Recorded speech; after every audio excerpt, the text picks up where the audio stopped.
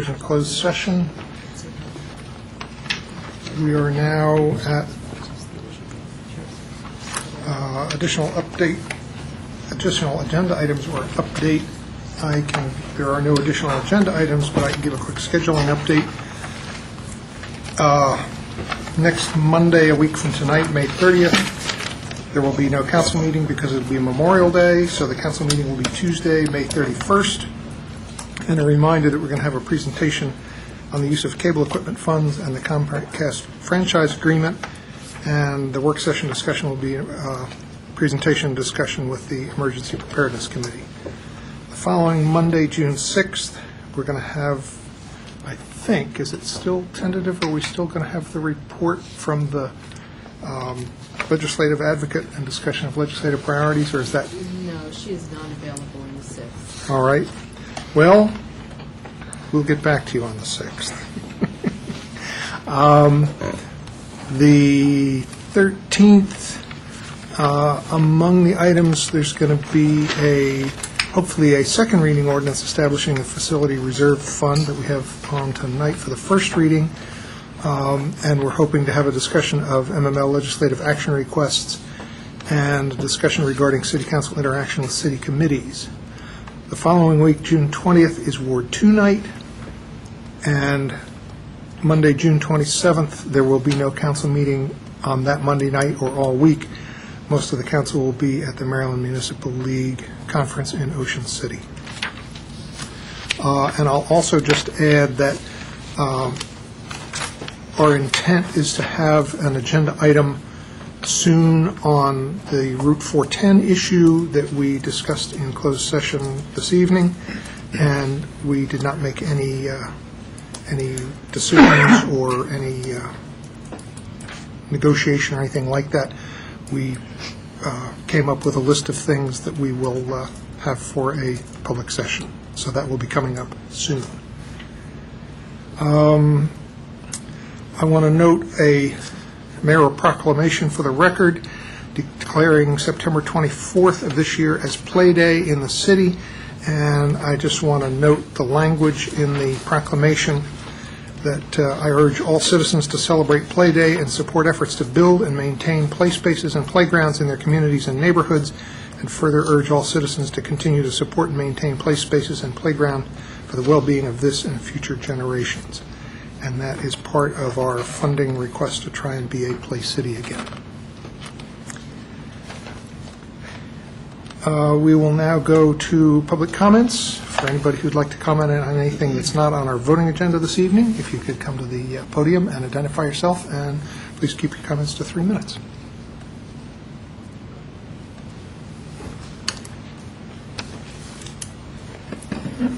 Good evening.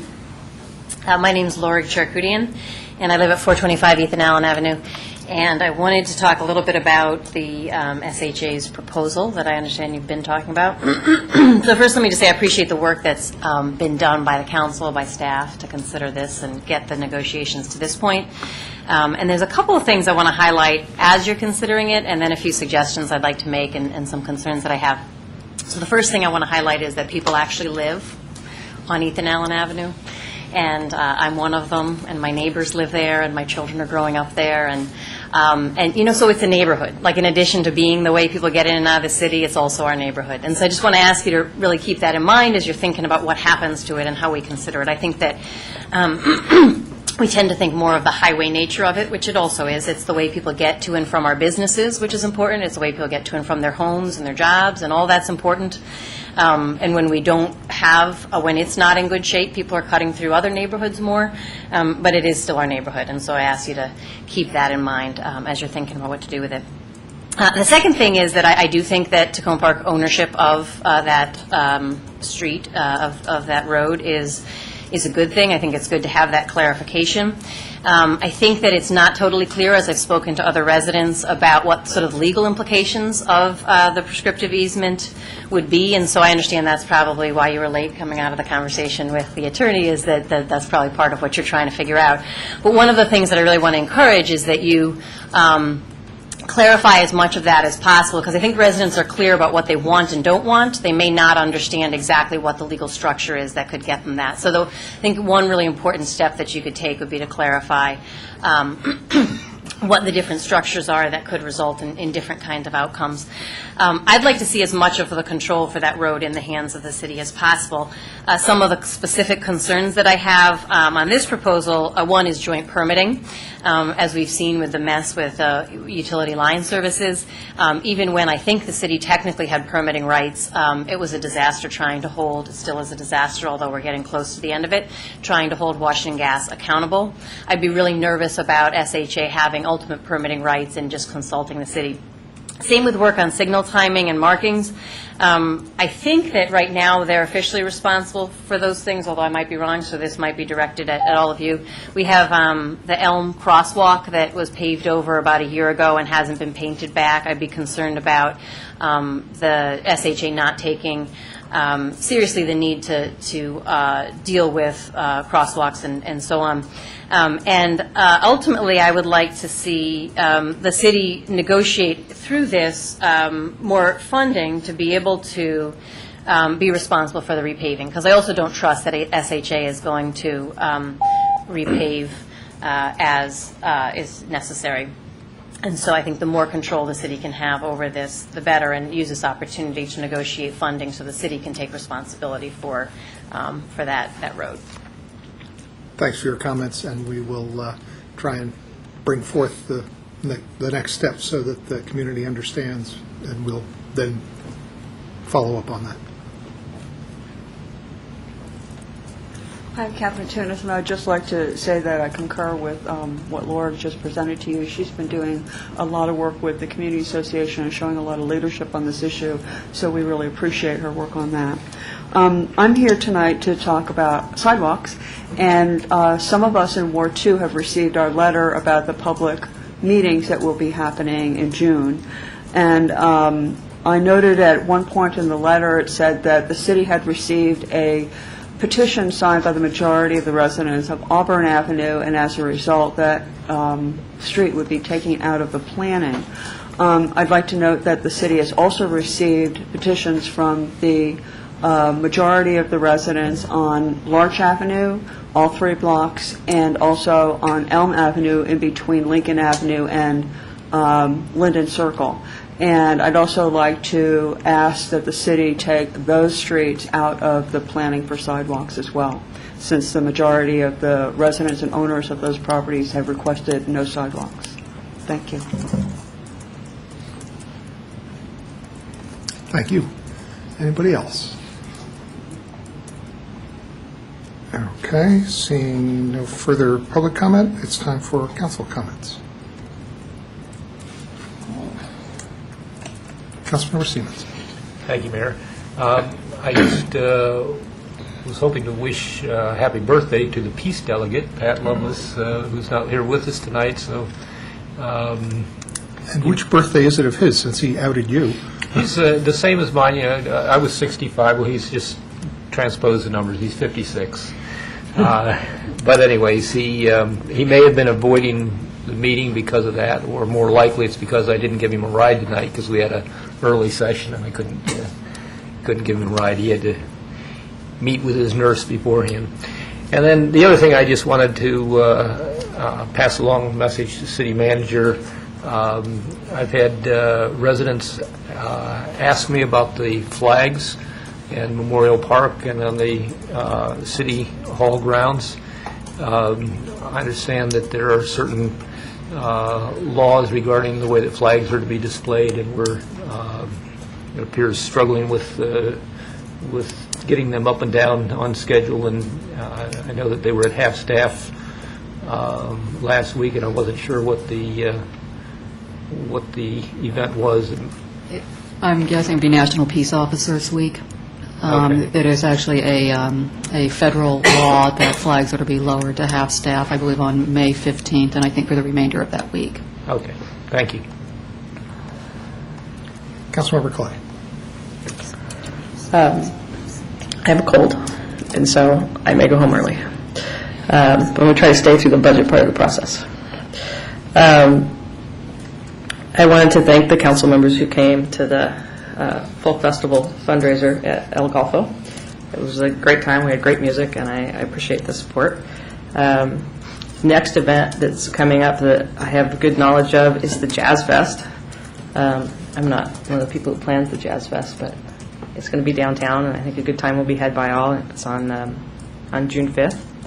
And then following that, on June 11th, we're going to have a Tacoma Park pub crawl, essentially, at 3 of our downtown businesses.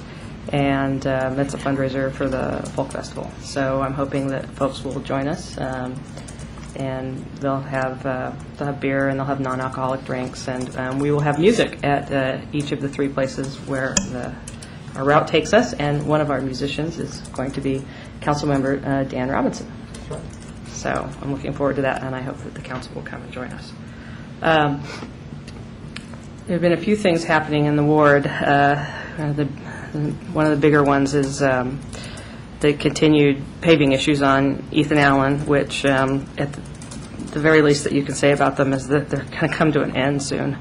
And I see here we have a note on the dais that says that the end-to-end repave work of the area that was disturbed, and even beyond that a little bit into the mid-block between Prince George's and Elm, is going to start on Tuesday, May 31st, and that the restoration will go on from 7 a.m. to 3 p.m. Monday through Friday, and should take 7 weekdays, which would be until about Thursday, June 9th. Hopefully we won't have too much rain during that time period so that we can plow through and be done with it. I guess maybe the other piece of good news about this is that the contractor, who's been such a pain in the neck, will not be doing the repaving. They'll have an actual repave company that specializes in doing roadwork repaving to do this part of the repave. So hopefully that will get better. Thank you. Councilmember Schultz.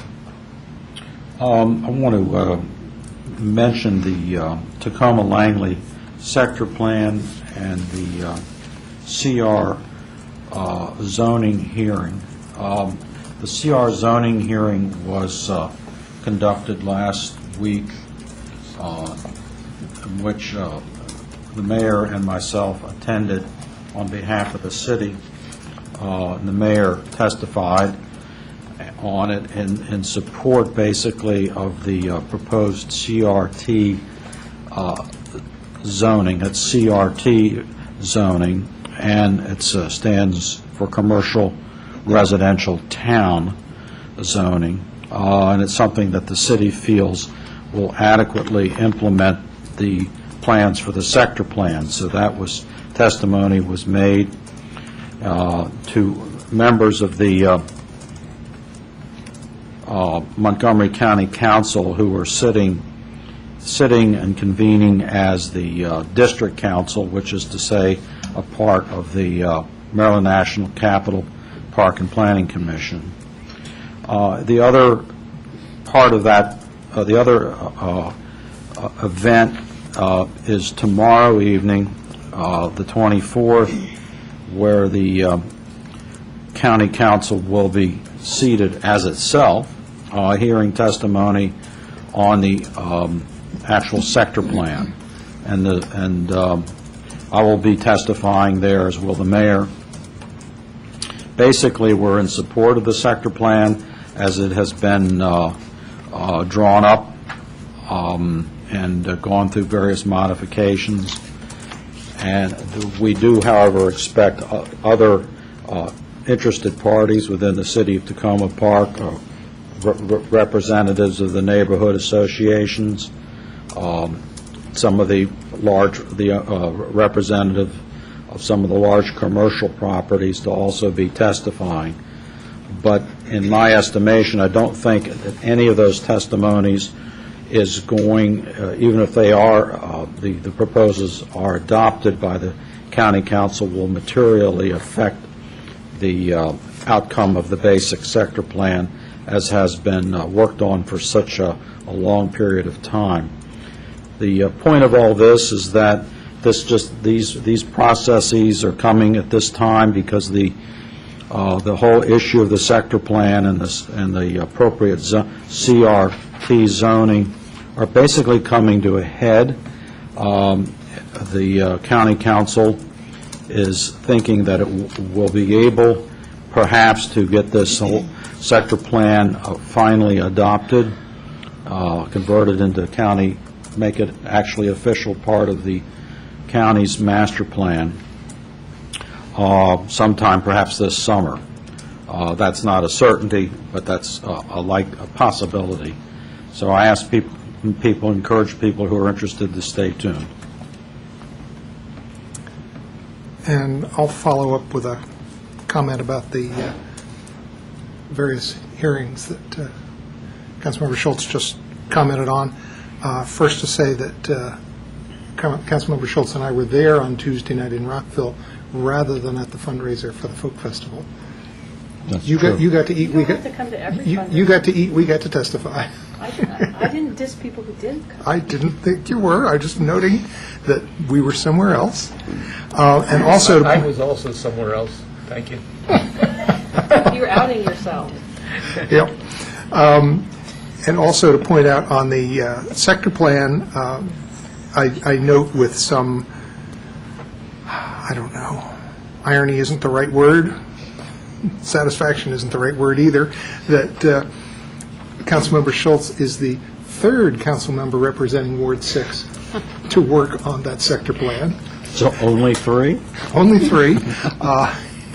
It started with Councilmember Barry, continued with Councilmember Victoria, and hopefully will conclude with Councilmember Schultz. Hopefully we won't go on long enough that it'll go from there.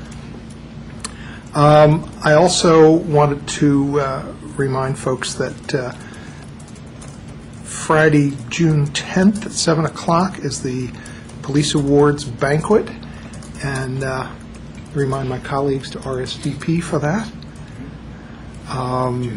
June 10th. You should have gotten an invitation in your box. I also wanted to say that I enjoyed going to the Franklin last Thursday for their monthly luncheon, and that was a great opportunity to talk with about 24 residents of the Franklin, and I appreciated the invitation and hope that I'll get invited back.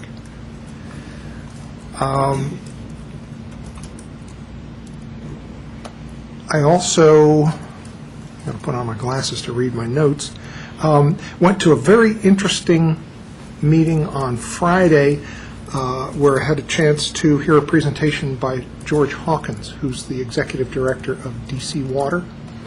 And I'll start out by asking a question. It's a quick little quiz for anybody in the room who wants to give their answer.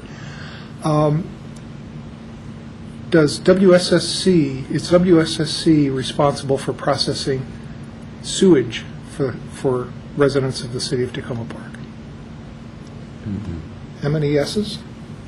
I'm going to say yes. Yeah, me too. I think it is. Anybody out there? Yes? The answer is ultimately no. It's DC Water.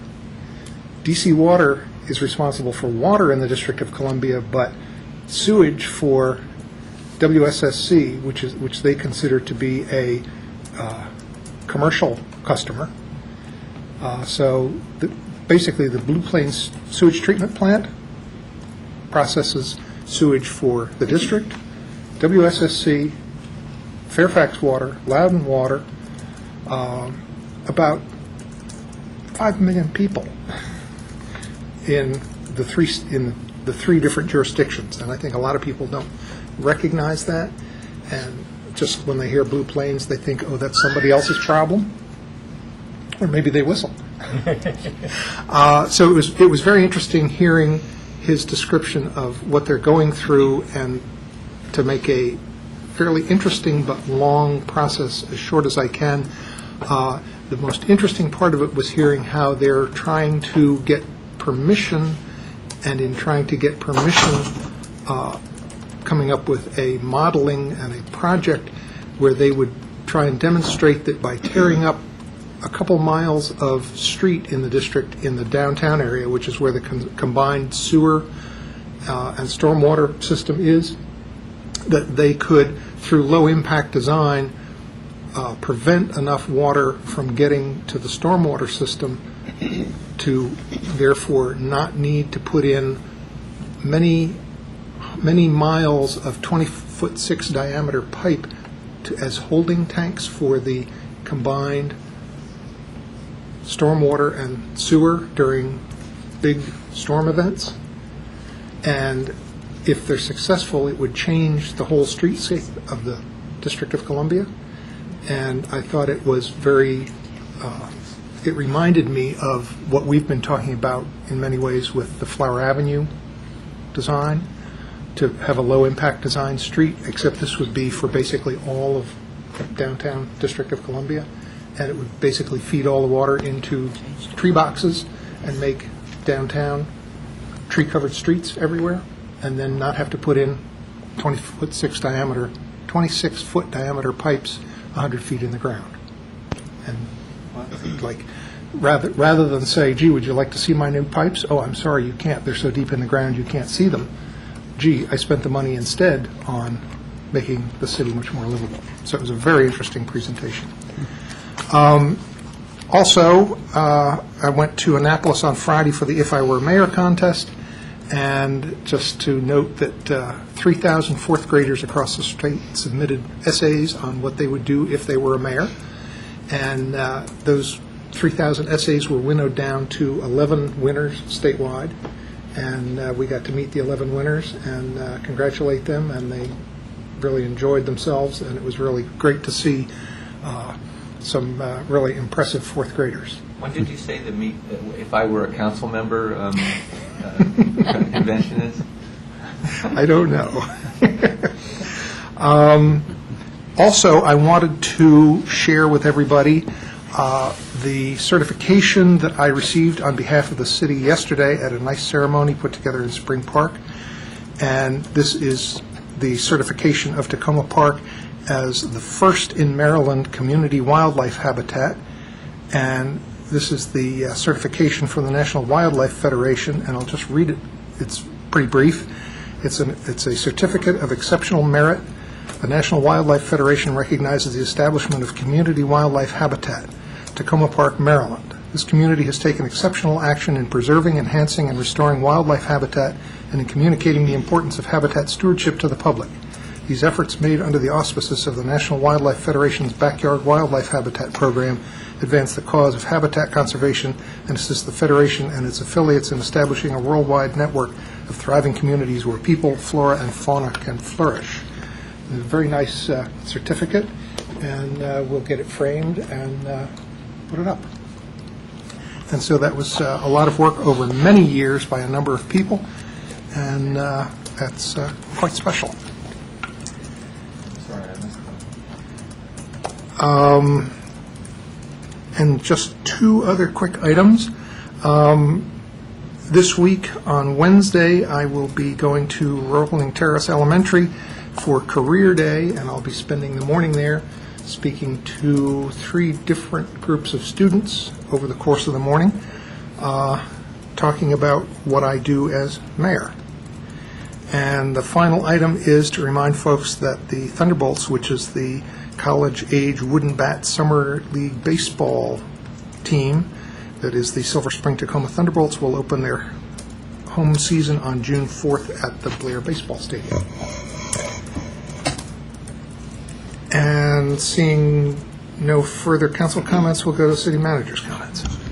Just 2 brief items this evening. I just wanted to follow up on Councilmember Clay's comments about the upcoming paving on Ethan Allen, and just to share that the Public Works Director and the City Engineer are coordinating with them in terms of the traffic control plan that is still being developed, and hopefully will be finalized later this week. We will be sending notices out to the residents along Ethan Allen and any other property owners who would be impacted by any detour. The only other item I had is just to let the council know that we have confirmed with the state retirement system that we are required by law to go back retroactively and contribute on behalf of the council, as well as your individual contributions. Our Human Resources Manager, Karen Hampton, did ask if I could pass out some forms to the 6 of you who will be impacted. These would be your application for membership and your designation of beneficiaries. If you have any questions about completing the forms, just contact Karen. She will need a copy of either your birth certificate or a driver's license, something confirming your date of birth, and we will still be working with State Retirement to calculate the amount that at least 6 of you will owe. So I can try to send out a preliminary figure that we've calculated that will need to be verified by State Retirement, but I'll try to get that information to you in the next day or so. And do we have any... It goes, I'm sorry, there's some confusion. It goes to everyone but Councilmember Siemens, who, because of his tenure, is not impacted by this. And do we know for sure whether, because we're going in retroactively, that we'll fall under the existing rules rather than the new ones? My understanding is really the only, that you will fall under the old rules in terms of vesting, and some of those, obviously, the contributions do change every year, and you will be subject to the same 7% contribution as of July 1st that city employees are. So once again, if you have any questions about the forms, just give Karen a call or email her. That's it. Sure. The only other thing I just mentioned, we can just combine my report with the legislative update, is just to note that we were successful in getting additional tax duplication money from Montgomery County. Obviously, we've been making a big push for the last year as well as this year, particularly on the police tax duplication payment. That word came down from the county council Thursday. Working jointly with other municipalities, we were successful in getting additional tax duplication money restored on the other payments that we get, which would be road maintenance, park maintenance, and crossing guards. So the amounts that are attributable to each of those changes are reflected in the reconciliation items for the budget, which we'll be talking about momentarily. And did you say what the cumulative total of those is? Let's see, it was about $109,000 roughly on police, and then about another 20... I remember 137 total? 137 total. 377, Right. yeah. And I would encourage the council, certainly as a staff, I will be following up with members of the county council that we've been in contact with before, thanking them for their support, but would encourage each of you to also send emails or, drop a line to some of the county council members, particularly Council President Valerie Irvin, who I think was very instrumental in getting this issue through for us. Also, we found out earlier today that we were successful in getting some money through for the Flower Avenue project, and we will be receiving $20,000. That word just came down today, so that is not reflected in your budget documents. We'll need to account for that in Budget Amendment 1, and also just wanted to note and compliment our City Clerk, Jesse Carpenter, that we were successful in getting some funding from the U.S. Election Commission. Is that right? Election Assistant Commission. I knew I would drop a word.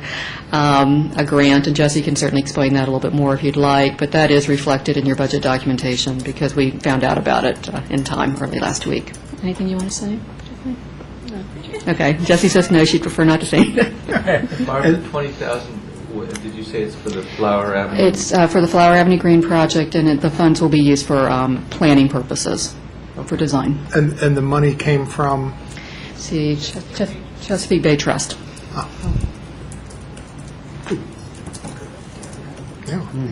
just had a question, or something I thought might be helpful to talk about related to the election. Is there is the possibility for internet voting this year? Is that correct, or is it something that's going to be tested out? There's been a lot of scuttlebutt on. I'll let Jessie, that she's been in contact with the reporter from Patch. So Right. It was an unfortunate headline, definitely, to that article. The Board of Elections heard a further presentation on how we might be doing absentee voting in the upcoming election. And one of the things that the Scantegrity Group has been working on is a way for absentee voters to also be able to check their codes online, just as voters who vote in person. So if you'll recall, you could write down the codes on your ballot, go later on online to confirm that those codes appeared, and that would verify that your ballot was counted. So looking to provide the same opportunity for absentee voters, so the absentee ballot will have codes on it so that absentee voters could also do that. There is possibly, and again, it has to be further vetted, we would need to have the council's approval, but there is the option for, they're developing a system where absentee voters who weren't able to mail in their form on time would be able to enter certain codes online that would serve as their vote. Now, again, it has to be vetted further, has to be tested further, and it's nothing like the DC system, the internet voting system that they attempted. It's completely different from that, and we'll be providing more information. But I think it's fair to say that this would only be, if it's done at all, it would be for a portion of absentee voters, would be the only ones affected by that. I'd be happy to answer any questions. And I think it's safe to say that in the next month or two, the Board of Elections will be looking to come to council with some recommendations. Thank you. Okay, we will move to the regular meeting. And our first agenda item is a second reading ordinance adopting the fiscal year 2012 tax rate. Second. Okay, it's been moved by Councilmember Snipper, second by Councilmember Clay. Did the city manager want to say anything about this second reading and the changes since first reading? On the particular ordinance that's before the council right now regarding the tax rate, there has been no change since first reading. Okay. Just want to get that opportunity for you on all of these. Do you want me to walk through all the budget related No. ordinances? So this proposes to keep the existing rates for real property at 58 cents, for personal property at $1.45, and for railroad and public utilities at $1.45. Is there any council discussion? Councilmember Wright. Sorry, that was a leftover from my question about the voting. Okay, Councilmember Robinson. I'd like to see as I've said before, I'd like to see the real property go to constant yield tax rate, and I'd also like to see the personal property drop. I think it would be a good move for our to show our support for small business in particular, and business in general in the city. So noted, and we're going to have some discussion about that in the future. Good. I didn't have a question. Now you're back. Comment. I just want to say that I commend Councilmember Robinson for raising that issue. I think other council members have raised it in the past, including Councilmember Clay. And I think it's an area that's rich for discussion. We should investigate fully to understand the trade-offs between the personal property and the railroad tax and think about the impacts of that, and hopefully do that in a time frame for next year's budget. Councilmember Siemens. I would just say that I support Councilmember Robinson on both of the things he put forward. Okay. Any public comment on the second reading ordinance adopting the fiscal year 2012 tax rate? Okay, seeing none, this is a second reading, so we'll need a roll call vote. Will clerk please call the roll? Mayor Williams. Aye. Councilmember Wright. Aye. Councilmember Clay. Aye. Councilmember Robinson. Nay. Councilmember Siemens. Aye. Councilmember Snipper. Aye. Councilmember Schultz. Aye. Okay, was that unanimous? I couldn't tell what No. it was. Okay, it was kind of swallowed. Okay.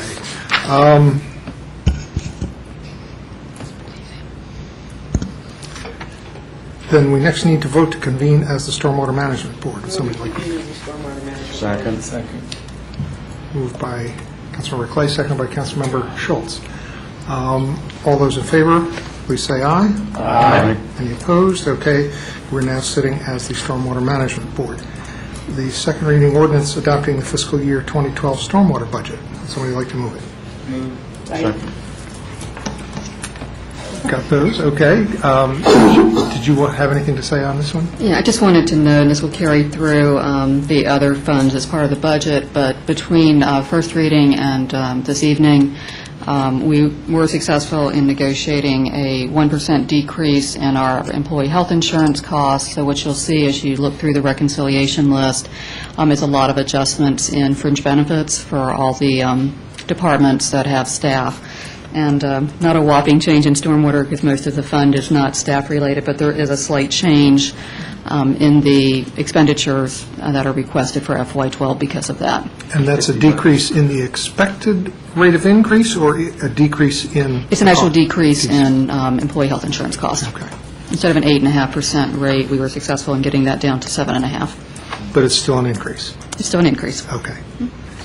And this ordinance would keep the base rate for stormwater management fee at $48, as it has been for a few years now. Yes. Any council comment on the stormwater management budget? Any public comment on the stormwater management budget? Okay. This is a second reading ordinance, so we'll need a roll call vote. Mayor Williams. Aye. Councilmember Wright. Aye. Councilmember Clay. Aye. Councilmember Robinson. Aye. Councilmember Siemens. Aye. Councilmember Snipper. Aye. Councilmember Schultz. Aye. Okay, that passes unanimously. Next is a second reading ordinance adopting the FY 2012 budget. Second. City manager, Are we have, still the stormwater management? yeah, we don't unconvene. We'll sit that way for the rest of the evening.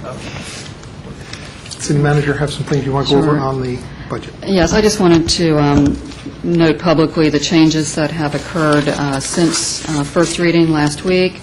General fund revenues have increased since first reading by $142,377, as we just talked about a few moments ago. About $137,000 of that is represents the receipt of additional tax duplication monies from Montgomery County.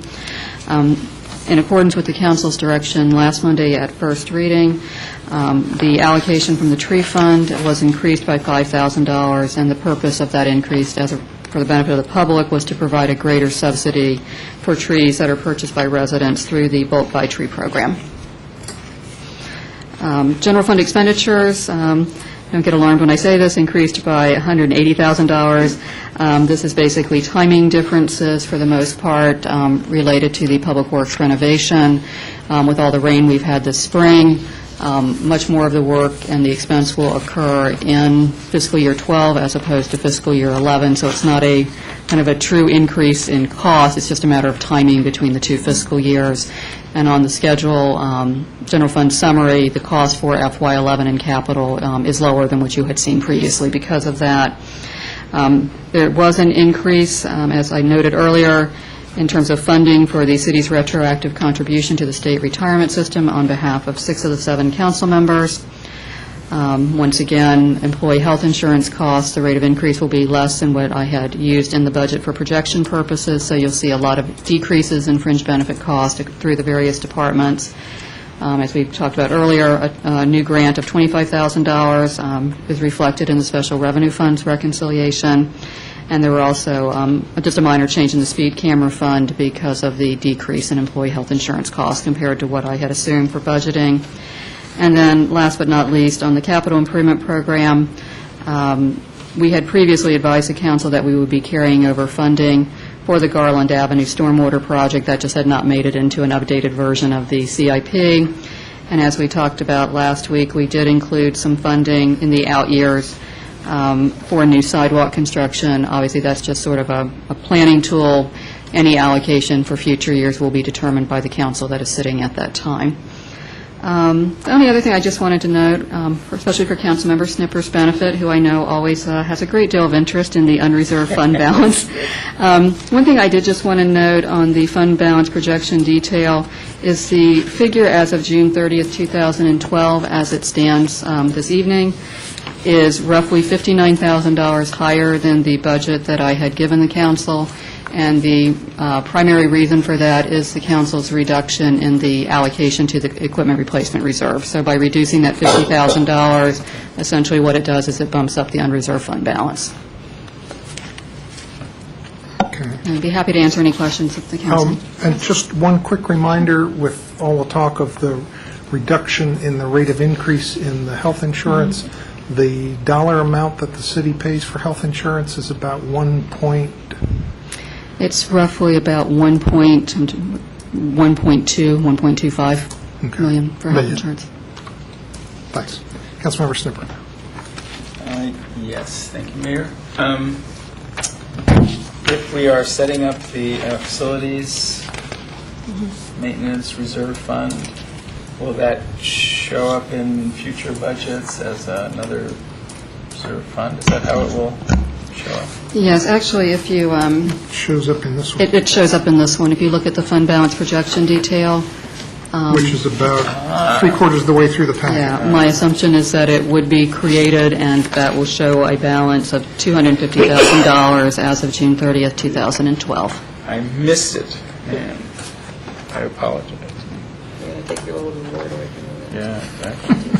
Put in your bag. I not only didn't miss it, I circled it and bent the page. See, You have to give your merit badge to... I will give it to Bruce then, because I looked for this thing. I'll go get my sash.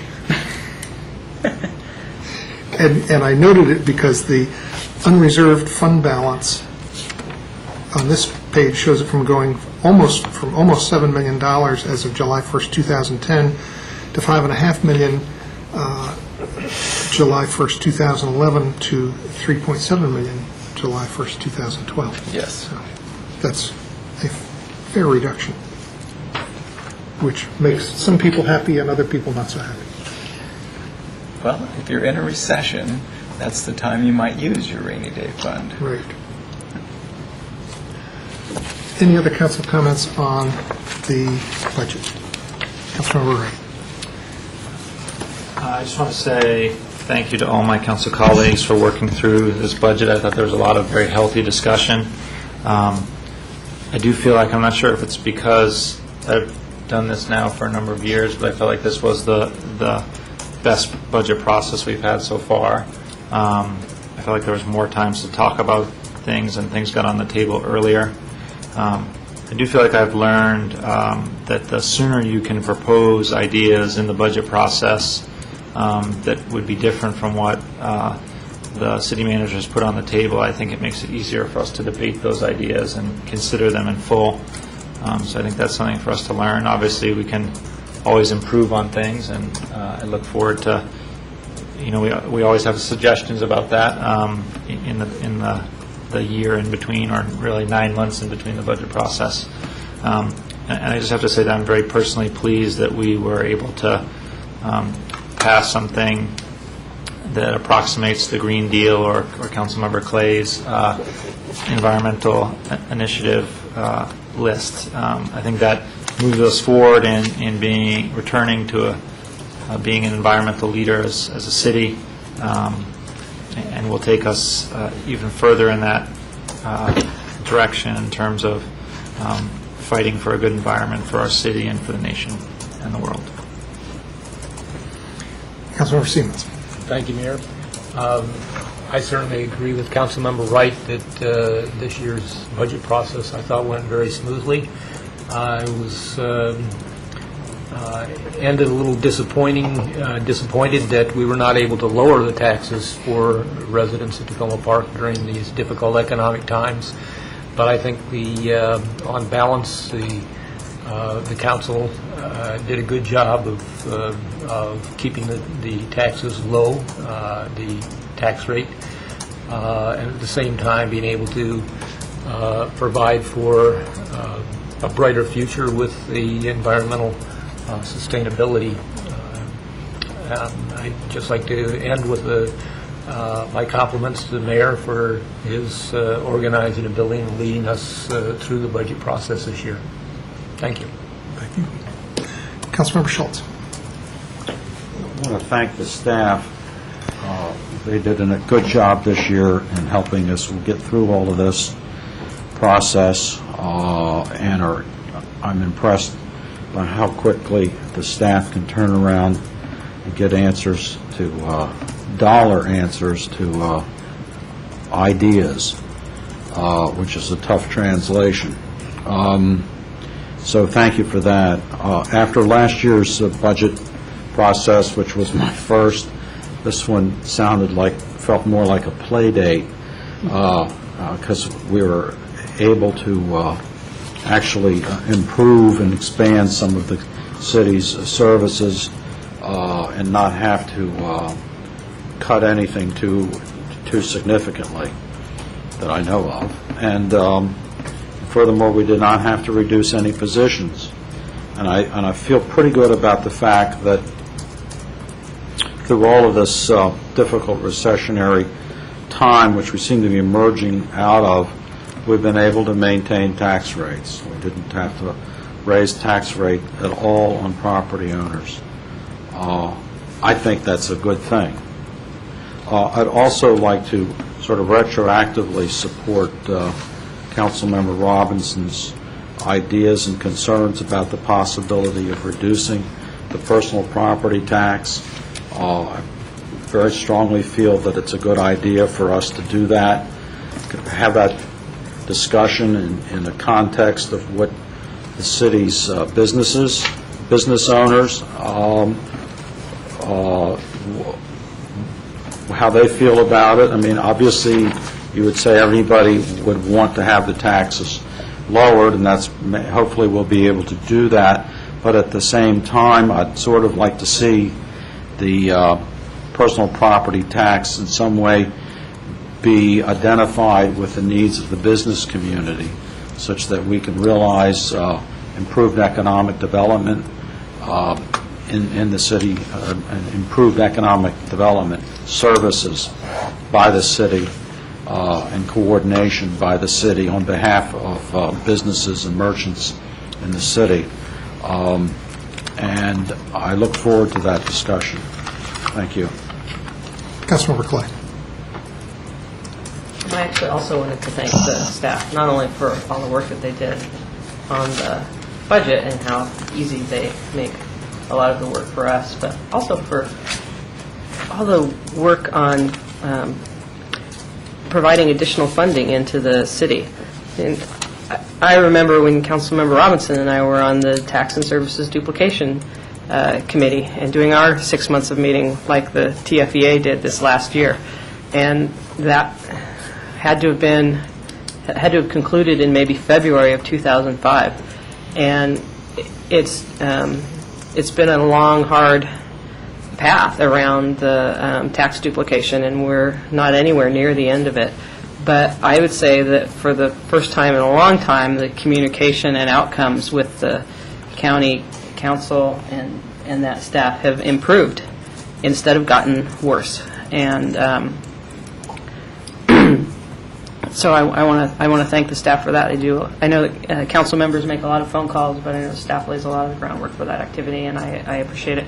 And I appreciate it when you give me the list of the people who are most important to call and write letters to, and it's very helpful coordinating and organizing the council members. The other thing I wanted to say is that I was happy about the money for the environmental initiatives that has been put into the budget. We talked about it last year, but it was really an impossibility in a year when we had so many staff layoffs and reductions and other things that were happening. And I know we went into this year uncertain if we were going to be able to do anything or not.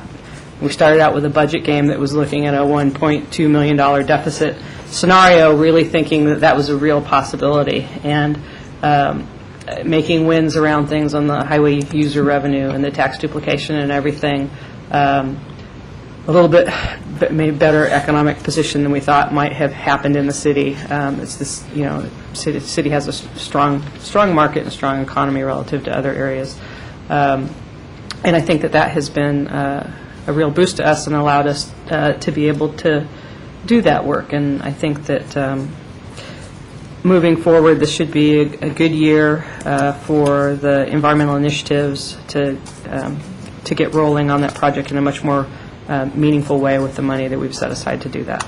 So I want to thank folks for working on that as well.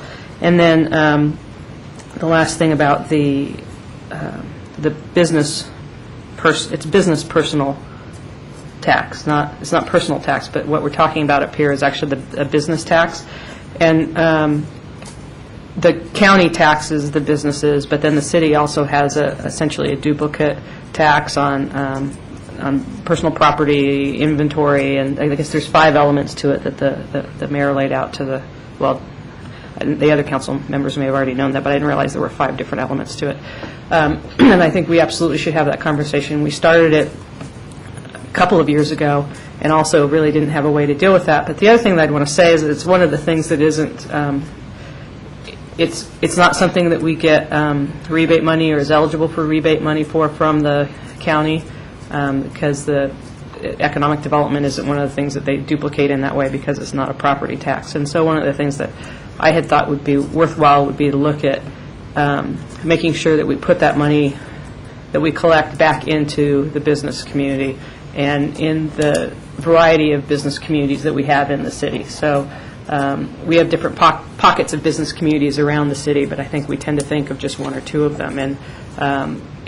But we collect that tax and money from all of them. I think it behooves us to make sure that we're providing equal services to all those businesses with the money that we do collect now. Thank you.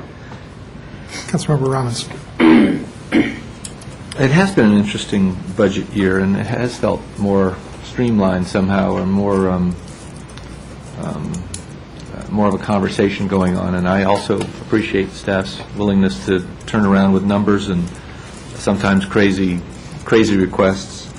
And it does seem like the tax duplication conversation has progressed, and it's progressed in the right way in my mind, because it started with I guess you could call it grassroots, but certainly people-oriented committee or commission that we started with. 21 residents framed the argument, framed the complaints that we had, and then staff kind of took the ball and ran with it by going to the county and saying, look, something's really wrong here, what are we going to do about it? We were frustrated, but now there's some glimmer of hope that we can continue that conversation on a different level, on an even higher level of county council and our city council, and even city councils in the other cities in the county, which is a real great glimmer. I'd call it a good glimmer, and so I have some hope that we can make some progress there in the next year. We've relied on the strategic plan for some years, and we worked hard on the strategic plan, and that strategic plan lays out some general notions of what we're working toward in the city, including quality of service, and quality of communication, and making it a solid government which is really responsive to the public. Those are great kind of values that we have embedded in the strategic plan. And I felt this time around, maybe it's that this was my third, or was it my fourth budget process that I've gone through, that we started talking about goals more, and that's even maybe a higher level than the strategic plan, a little bit more general. And I'm glad that the personal property tax discussion came up, because it starts to lay out that goal of supporting small businesses, in my mind small businesses, but all businesses in Tacoma Park, as something we can push toward, and then find a solution to that, however we work it out. And I look forward to that discussion over the next year.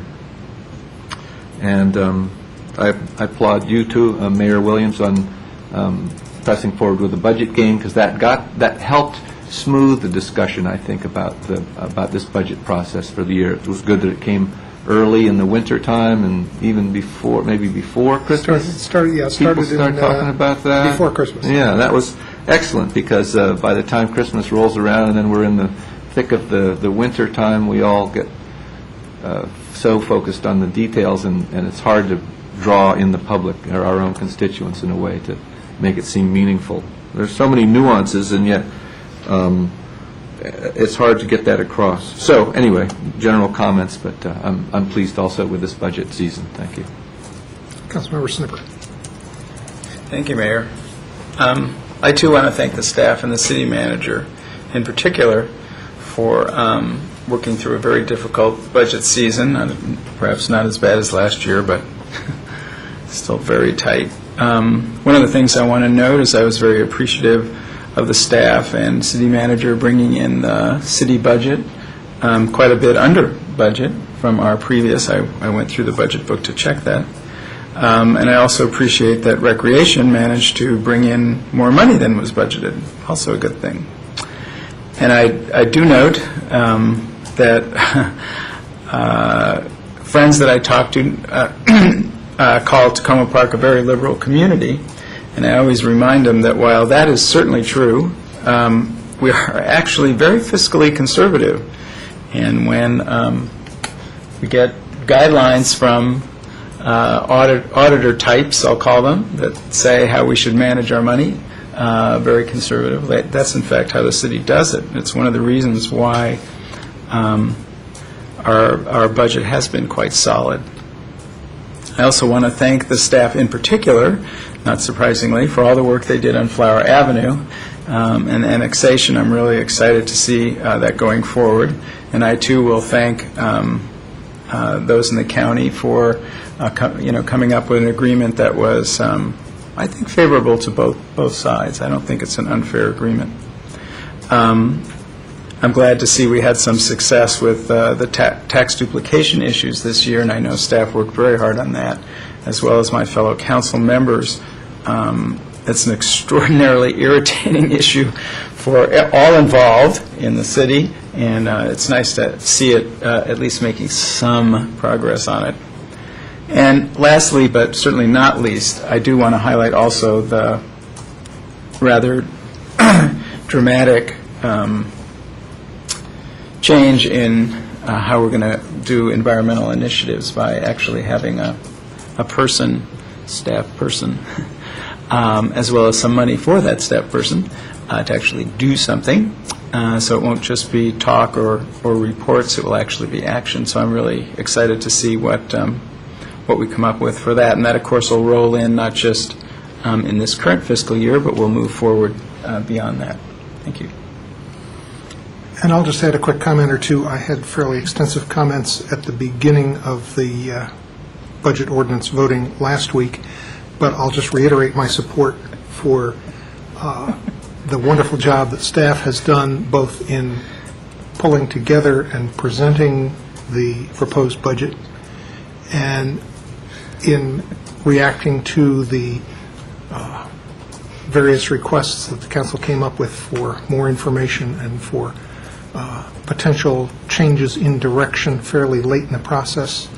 I know that was difficult at times to contemplate dealing with in a fairly compressed time frame, especially given the deadline imposed on us for getting the tax rates to the county this week.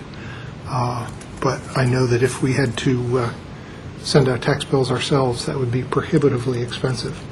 And so we may fight a little bit about, gee, why do we have to have this done so early? But the cost savings for doing that are substantial. And it was a real change over last year's budget where we kept getting bad news as we went through the process. Yeah. And this year we managed to get good news going through the process. And I was particularly pleased at the county council's recognition of the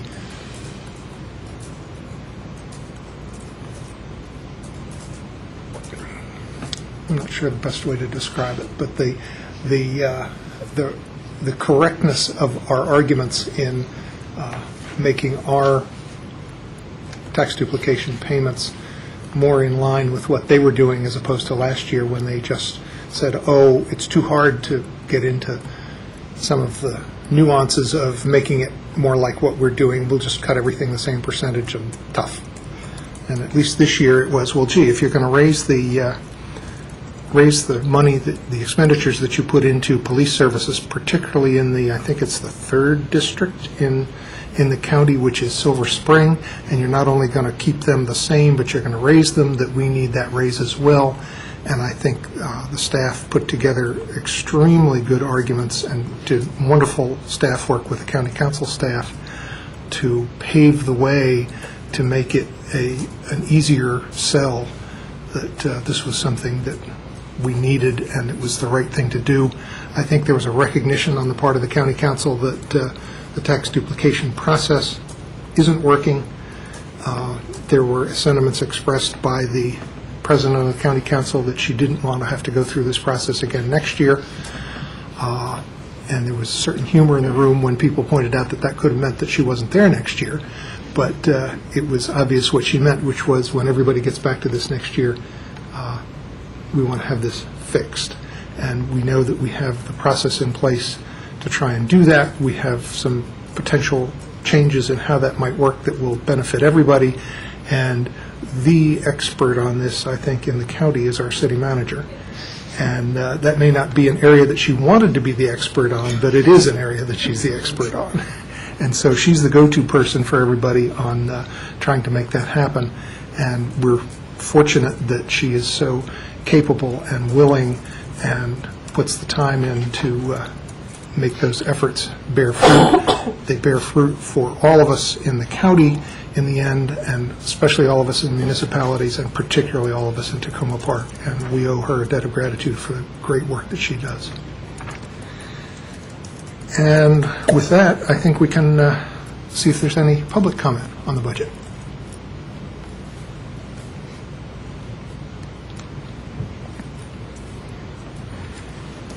Not long public comments, just a little bit, but I did want to also thank council and staff for their work on the budget, because it just makes most people's eyes glaze over. So I realize it's a very difficult and intense process for everybody. I did want to thank the council for their attention to the environmental issues this year. I know it's a difficult time to try to find resources, but it is important to set our priorities and to meet them and to realize that investments in this area will pay off over time in terms of quality of life and the value to the community. I'm pleased also to see that there's some planning in the out years for some of the stormwater work and Poplar and Sligo Mills, which is close to my heart, as you may remember. And also I'm hoping that the environmental coordinator, sustainability coordinator, can also be an employee, because just the nature of a contractor relationship just would not be able to provide the level of leadership and influence that I think we need to have in that position.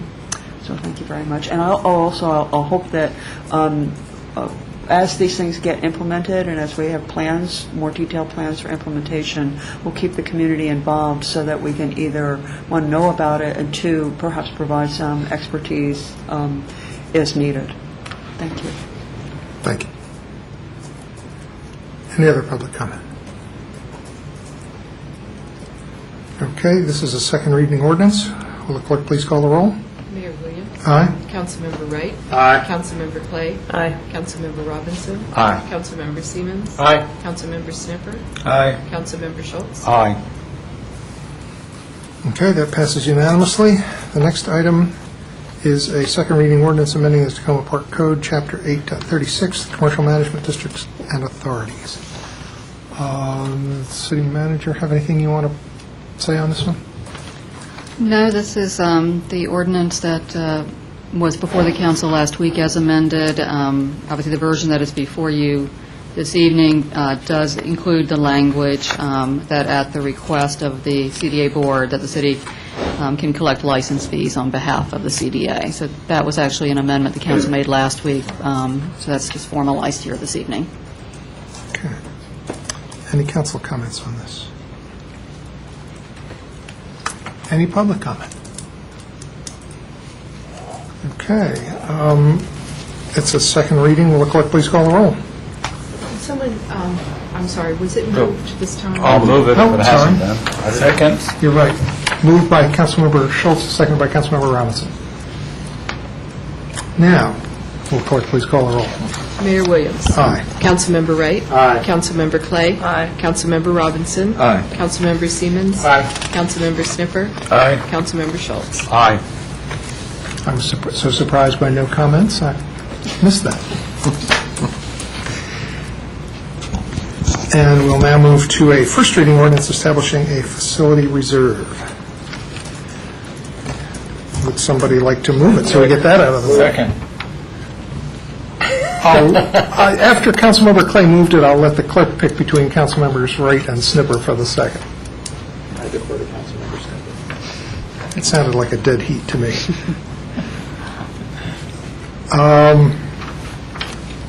One thing I just wanted to do was point out to folks the policy language that's behind this. That in the charter it says, other reserves as it deems necessary, the council may establish and maintain additional reserves as may be necessary. Such reserves shall be established by ordinance. And the point that it also follows our strategic plan, where we say we want to develop a long-term plan for the sustainable financing of capital projects and ongoing operating costs, identify, evaluate, and implement strategic and creative finance options such as revenue enhancements, privatization of services, and asset shedding, and ensure that all city facilities are well-maintained and negative visual and environmental impacts on adjoining neighborhoods are minimized. So this should go a ways toward implementing all of those policies. Sorry, what's asset shedding? Selling property. Selling property. Okay. So does the city manager want to tell us anything about the language in here? Actually, I think you kind of covered it, but, Okay, that's all right. You don't have to. yeah, I mean, basically, it's just to provide a more focused mechanism to ensure that our facility maintenance needs are taken care of, as we talked about in the budget process. There are some elements of that that have been covered by the equipment replacement reserve, but certainly not wholly. And I think just as part of a long-term financial planning strategy, it's important that we account for all those needs.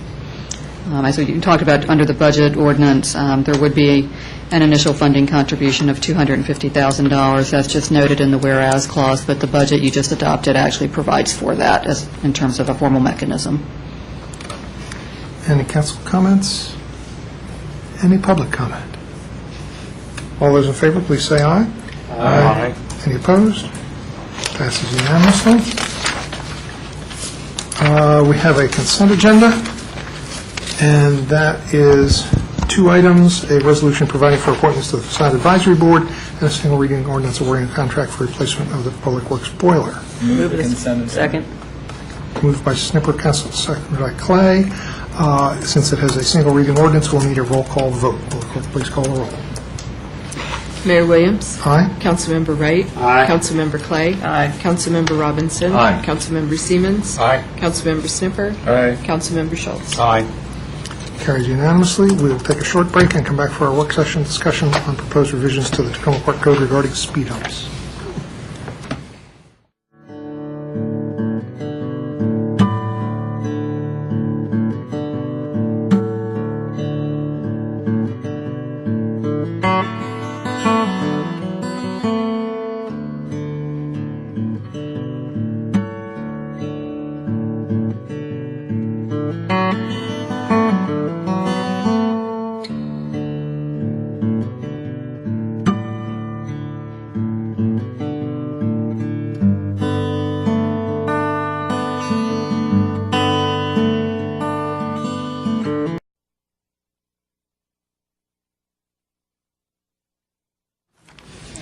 And we will have a discussion of proposed revisions to the code regarding speed humps. The Public Works Director is here. We have the, I'll call it memo. Would it be helpful to just go through the list and give you yes, no, or clarification? Sure.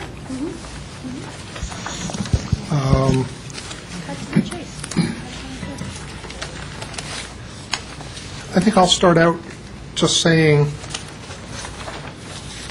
a reaction, and then colleagues can jump in. You can, if we need information, you can provide it, and then maybe we can get through this relatively quickly.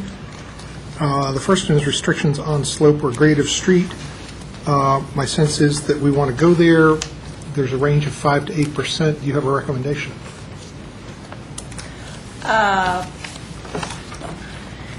Good question. It's helpful to have a range sometimes, and perhaps we can even codify that or put it in our regulations. So there's certain situations that might, where we might want to recommend not having a bump on a 5% slope, and others where we would feel comfortable. A lot of it would have to be tied to site distance, which I think we mentioned in another part of this list. But, there are several issues related to slope, one of which, of course, is car control. But then the other issue is visibility, and sometimes on slopes, given the terrain and the situation of a road, you may want a little more restrictive conditions. So I don't think the city engineer feels strongly either way, but if you left a range of 5 to 8, then it would give us a latitude to take the particular site conditions into mind when we're making a recommendation. Okay. Councilmember Clay.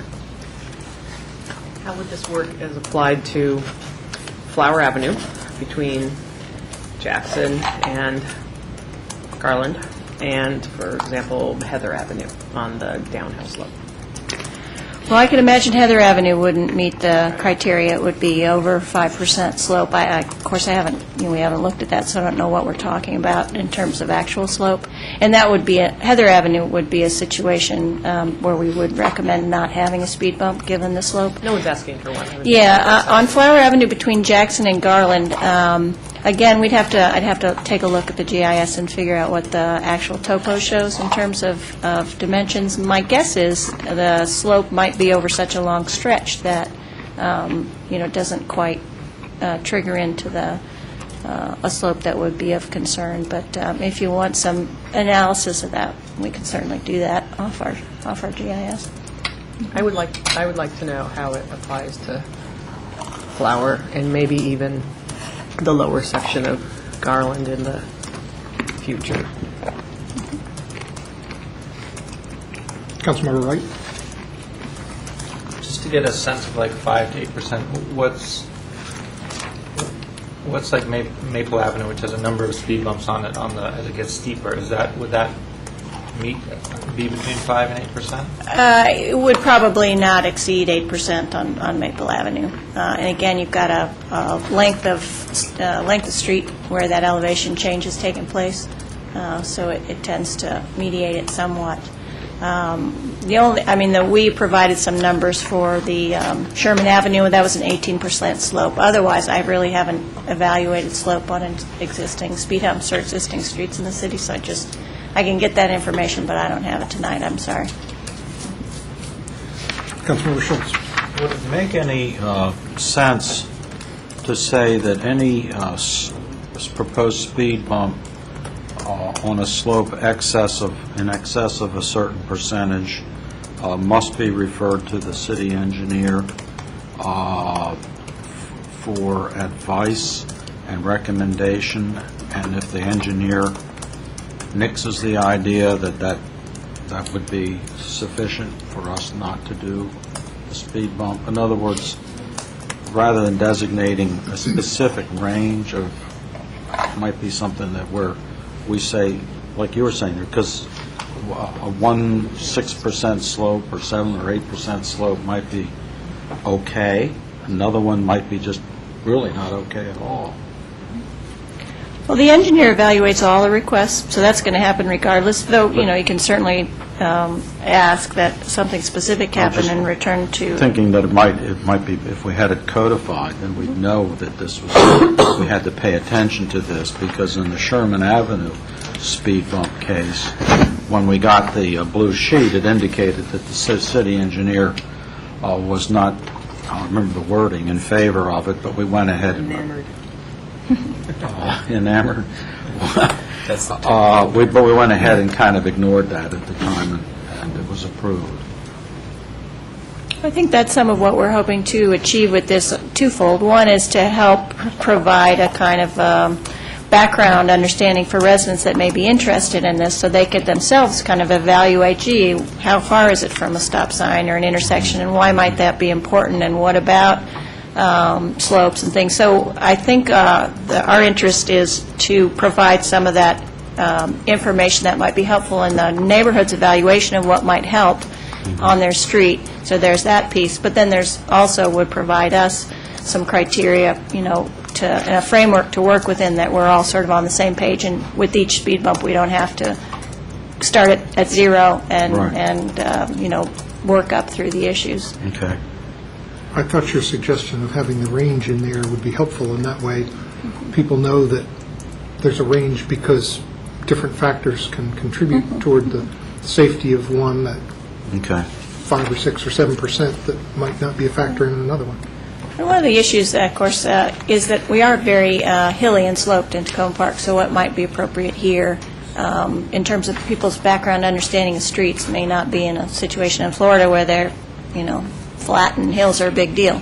So I think we could probably do with a slightly, greater incline just because of driver's awareness than might be in some situations, but...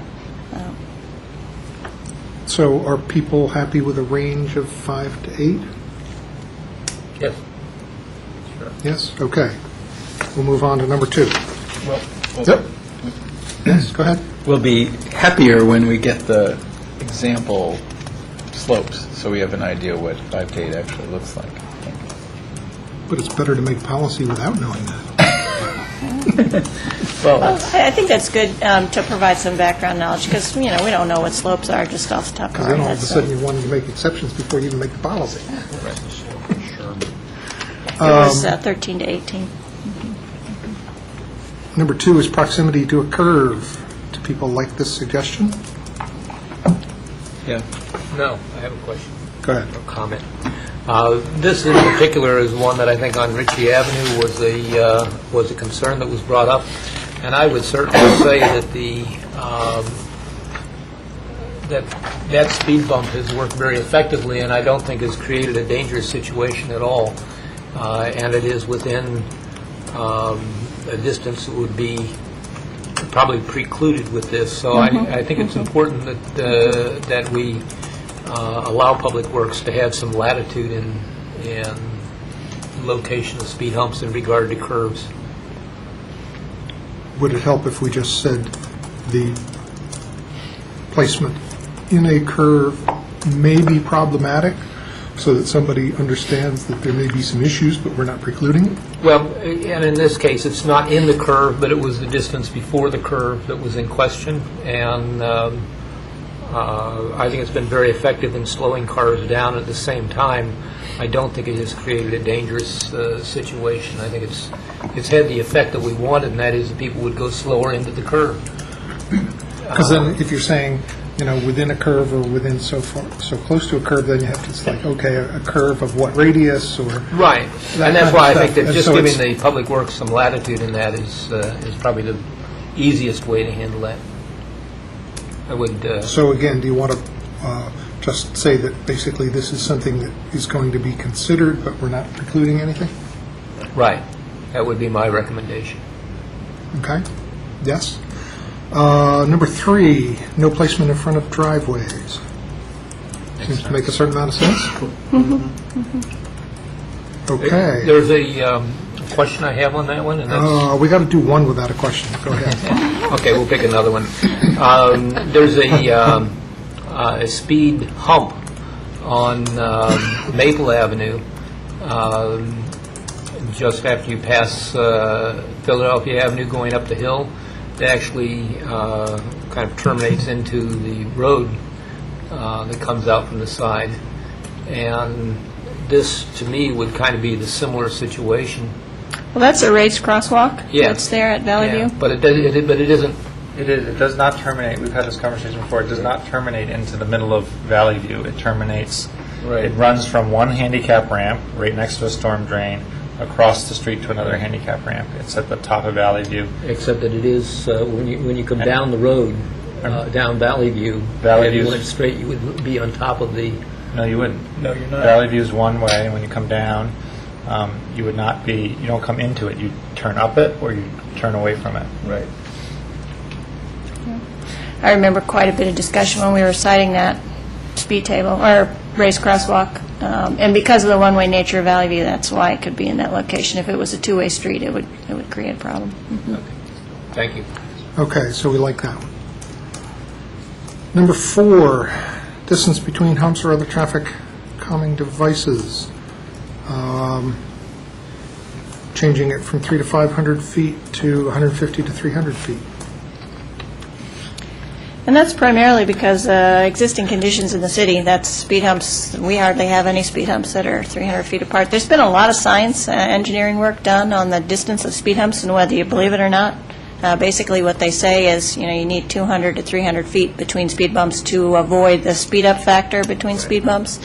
I know that some people don't agree with that analysis, but, there's been numerous engineering students that have written their thesis on such items. But at any rate, given how close we have speed humps together in various sections of the city, and there's a kind of an acceptance of that and I think a shared sense that it works, that's why we're recommending that we reduce that distance that the city code currently has in it, because we violate that just almost routinely.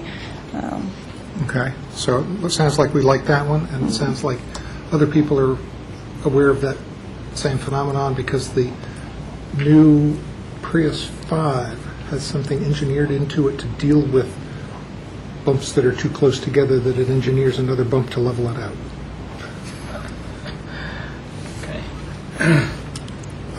Number 5, avoiding conflicts with utility access points. It says we historically observe it anyway, so we just put it in there and say, yes, it makes sense. Yeah. Number 6, number of travel lanes in a road, sounds like it's not really an issue. So do we need to put it in there? We were just trying to be comprehensive. Sure. Distance from an intersection or stop sign. Do we want to reduce it to 100 feet? 75-foot minimum distance from an intersection. Yes. People like stop sign and intersection restrictions? Yeah.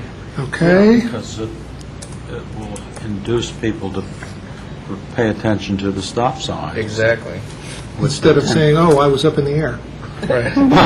Instead of saying, oh, gosh, I've got so much speed going, I don't want to stop for the stop sign. I think part of this also is to, in many cases, the science of speed humps says that you're better off with multiple speed humps on a block. Right. And so what we're trying to do is make sure that our standards would encourage multiple speed humps for that whole point of not doing the slow down, speed up, but basically keeping traffic at a slow speed throughout the block. Right. Number 8, location relative to private property side boundary lines. Might temptate comments on this one. Council member, who was first? Right. No, that was from a previous one. Oh, sorry. okay, Councilmember Robinson. I like our current practice, I do too. that we take into account the preference of the property owner. So do people want to leave that one alone? Yes. Yeah. What are we going to do here? Leave the current practice. That's number 8, right? Yes, Yeah. we do take into account the preference of the property owner. That's current practice, but not in, It's not codified, it's yeah. not codified, so that gives us the Regulatory. leeway if we needed to. I'd say we There may be a case, where the best place for the speed hump is right directly in front of a person's lot. Our current regulations don't say we can't do it. We'd avoid it if we can, but if it's the recommendation that that's the best place, given the other constraints of the street, we may be in a situation at some point where we're putting a speed bump in front of a property that doesn't support the speed under hump. my bedroom window if I had a choice, all night long. Thump. Yeah, on our street, I agree to have a speed bump right in front of our house to please our neighbor, who I didn't want to squawk quite, I didn't feel like hearing him squawk quite so much. We needed his vote. So Well, I like the one in front of my house because before it was there was the periodic crunch every 3 months. So I prefer the occasional clunk, clunk, clunk to the screeching tires. And when there was potentially one in front of my house, I said, don't put it there because we're on a hill. I don't want to breathe the exhaust as they start up again from the hump.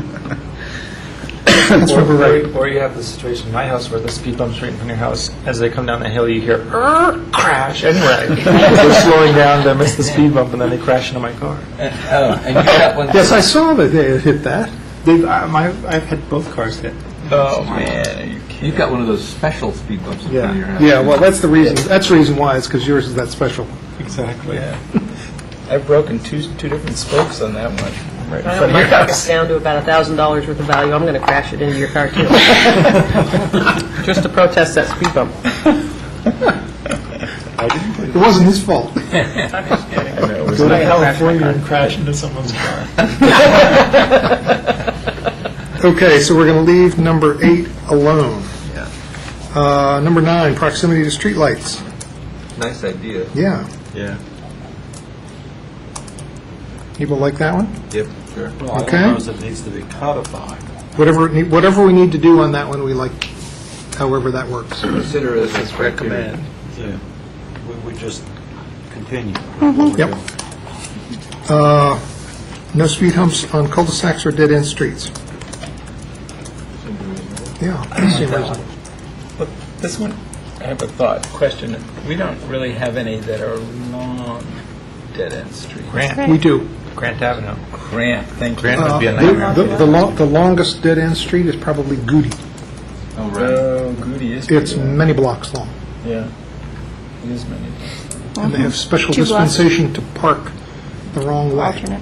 Right. But I think the point they're making here is that it's the neighbors that live on the street who would complain about the speeding are the ones that would be doing the speeding. Right. No, that's not the case in Grant. In Grant, that's not the case, because all these parents speed down either to drop their kids off at Piney Ranch or let their kids go to the soccer park or whatever. And then I think it would be one of those situations where, given the park, it puts it in a different type. It's really not a dead end in the traditional sense. It's an access, almost the sole access way to that park, so it becomes a whole kind of different situation on Grant.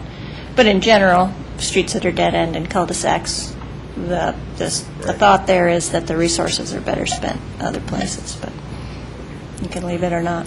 So we could put that in as a... Recommend. As a... always override As no, we put it in as a restriction with language that says, if there's a destination on the dead end, like Grant leading to the park, that's not a dead end. 11, traffic volume. I don't think we want to go there. Yeah, well, the next two get into more of the, formal measurement process. Do we want to open our process up to one in which we're actually measuring amounts of traffic and setting a standard based on type of street? Or for the next one, if we actually want to verify whether or not we have a speeding problem on the street? As you all know, perception is perhaps stronger than reality in many of these cases, so in most jurisdictions that have speed hump ordinances, they require volumes and traffic speed analysis before they make a decision. Is that a leftover light? No. Councilmember Wright? Yep. Councilmember Snipper? On this one, it would be nice to know what the traffic volume was and/or the traffic speed, not necessarily that we'd set a standard, just because it might be an educational tool for the future that we might, it's just that it costs money to do that, I suppose. Do we own counting tubes? We have counters, traffic counters Do for we the have some road. A lot of times what it's done is in, volunteers from the neighborhood, you pick what you think is your highest average daily traffic, and they stand on the corner with their counter and count, and you use that for the basis of the analysis. The speed would actually require a radar gun, and the police have that. And it would probably be something that, we would have to get the police department's assistance with. So do people want to include it as something that's required, or want to include it as something that is recommended? Councilmember Clay? I would point out that when we did a survey for speed in Long Branch, Sligo, we found out that very few people are speeding. Right. Because except where the speed limit is posted at 25, the speed limit is 30. I think even if you dropped it below that, you didn't get a lot of people who were speeding. It's just, I think, the perception that going 25 miles an hour is too fast in the neighborhoods. I, on occasion, when I'm on a street in Tacoma Park, will drive my car up to 25 miles an hour to see what it's like on that street. And there's not very many streets in Tacoma Park where I personally even feel comfortable driving my car at 25 miles an hour. I drive about 15 miles an hour around the streets. So, I'm not a fan of speed bumps, and I would abolish all speed bumps if it was my choice. But I think that would be the effect of this. I don't think that you would find any speed bumps. The traffic doesn't warrant it under the engineering standards, and the speed doesn't warrant it under the engineering standards. But residents demand them, and that's why we have them, because they demand them, and they're $1,800, and so they don't cost that much. But I'm getting questions now from Long Branch Sligo folks again. When we started that process a few years ago, one of the things I asked was this: if we could lower the speed limit to 15 miles an hour, in which case you might actually get enforcement where you could ticket people and get people to slow down, which is really what the speed limit should be on our residential streets, is about 15 miles an hour. I know that's usually like a blind intersection speed limit, but that's what a lot of the neighborhoods are like. So you would recommend not putting any language in about speed or volume? Well, it would certainly serve my purpose of abolishing all speed humps in the city, but I don't think that's what the majority of residents want. I mean, what do the other council members have to say about it? Councilmember Robinson. My brother-in-law lives in a town where the speed limit is 15 throughout the town on all the streets, and there are no speed bumps. And people take that speed limit pretty seriously. I mean, it's a panic situation when you're going 20 in that town. Everyone kind of stiffens up. So I can see the benefit of the 15-mile-an-hour speed limit on most residential streets, and it would certainly, and I think it would take the pressure off having speed bumps. So I'm in general agreement with that. But I don't, but as far as this goes, and I agree with Councilmember Clay in that most people don't exceed 25 on streets. I think it's just people aren't going too fast. And the speed limit unless posted is 30, so. Yeah, and the traffic volume, it's true. I also agree that it's true that perception can completely bypass the reality, and even in the traffic volume. So I think there are times when it might be good to judiciously use a traffic counter to see how many cars are going through, but I don't think it should be a requirement to put a speed bump in. Either one. Councilmember Snipper. It's my observation, as both my fellow council members have noted, that most people do not exceed the safe speed. The problem is that these things aren't directed at most people. They're directed at those people who speed through the neighborhoods. So it's certainly been our experience in my neighborhood that the only way we did eventually slow the speeders down was by traffic calming measures, redesigning an intersection and putting in a speed bump. So I think from that experience, I'm not interested in traffic volume and traffic speed. I'd rather just let folks petition for the speed bumps if they feel they need it. So can I summarize that the California contingent Right. doesn't want this? Very well. That's funny. That's good. We're like our own caucus. Yeah. Yeah, three of us, we're almost a majority. Well, wait a minute. Which are the three? The three who spoke. Ruben and I. We're the California caucus. We all spent considerable time in California. Yeah. Okay, but I'm sorry, I thought that two of you were for lower speed limits, and one was for the speed humps? No. We were talking about whether they were for volume or speed limitations. Okay. And they were all not in favor of those. Not in favor of either one, okay. Correct. But I thought there was a suggestion that the lower speeds would be a... There was a discussion. Yeah. But not a The suggestion. difficulty being that I think it's very difficult to lower speed limits on city streets to 15 given state law. That's my recollection. We're talking about residential streets. I know. That are Tacoma Park streets. I know. You can't They- go down that far?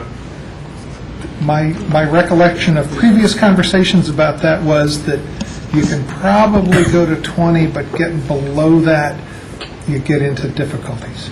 That's my guess, but I'd certainly be happy to check with Captain Corsi tomorrow and see what he knows. 20's okay. Yeah, I think that would be an interesting discussion. I would support that, although I agree not to support the Okay, the so that, monitoring. right,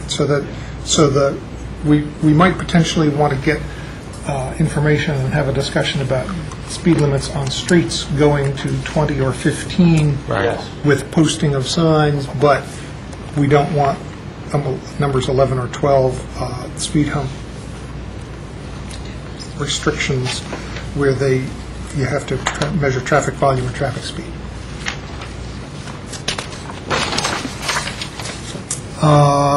Last one, Lucky 13, minimize visibility for drivers approaching from either, minimum visibility, not minimize, for drivers approaching from either direction. Thoughts on this one? Criteria would stipulate traffic control measures need to be visible from a vehicle within 200 feet from the approach to ensure visibility and safety. Councilmember Clay. I think they'd be more effective if they were stealth, so that you never knew where the speed, we could just have them pop up out of the ground. But then we would hear about the bills for repairing the vehicles. Yeah, I know. Excuse me. Let me tell you about that $6,000 worth of I think we've bills. tried this pop-up idea out of the ground, and when you pull into the community center, you'll see yeah. it doesn't work real well.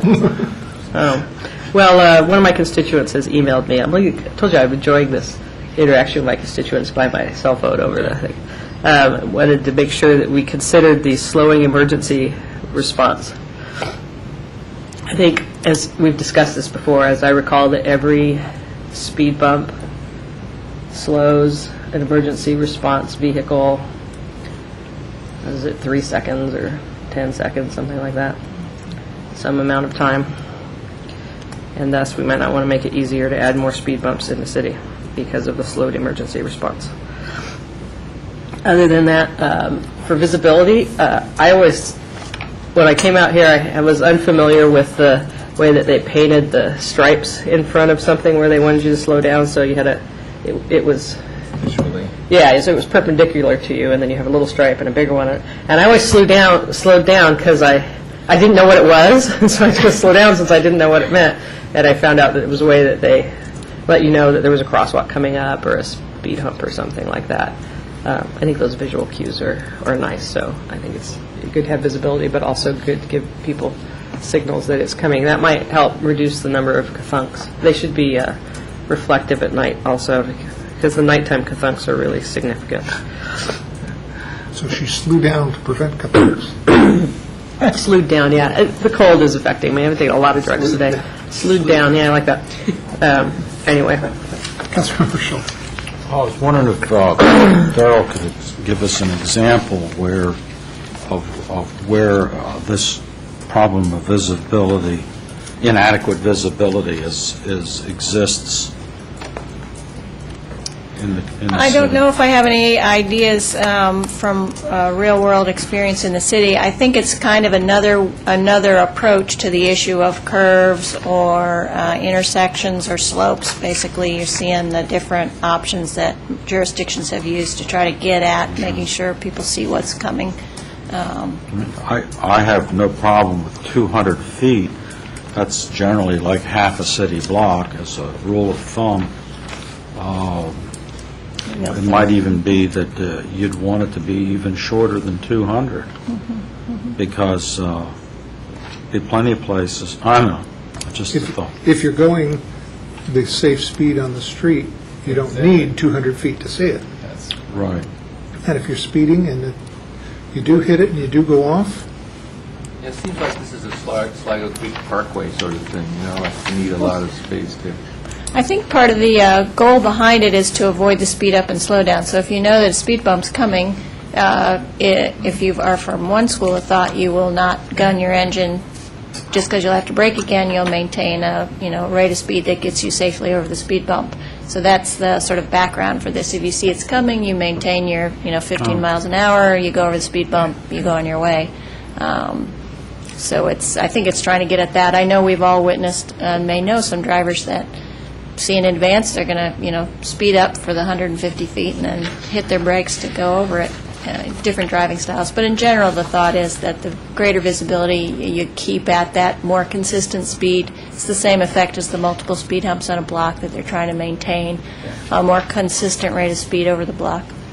Yeah, I'd appreciate signs indicating it, because when you're driving in a community that you're unfamiliar with and it's dark, and all of it, and sometimes some speed bumps have no markings on them at all, and you can literally hit a speed bump and never know that it was there until you hit it. And you're not going, even at 20 miles an hour, a good sturdy speed bump can really rock the vehicle. So I think indications of the speed bump are really important. Councilmember Snipper and then Councilmember Singh. I like the idea of making it 100 feet rather than 200 feet, just because we have a lot of streets with curves and dips, and it might. But I agree with several of the comments that making them visible is a great idea. Councilmember Siemens. Thank you. I agree that making them visible is probably important, although I don't know that we need more and more signs along our roads. Well, paint can do the job. Yeah. The 200 feet restriction, though, seems like that's, again, going back to the speed hump before the curves, the two speed humps before the curve on Ritchie Avenue, even though we allowed them. If we eliminate the curve restriction, that this restriction would make them not allowed. You don't think you'd be able to see one from 200 feet away? I think you will be. I don't You'd think be able to that see the goes- first one from 200 feet away, but the one that's the other side of the curve, you wouldn't be able to see from 200 feet away because of the curve. So you go around the curve, and then the other speed hump's going to be there, and that's probably Yeah, I can't 50 remember what feet away.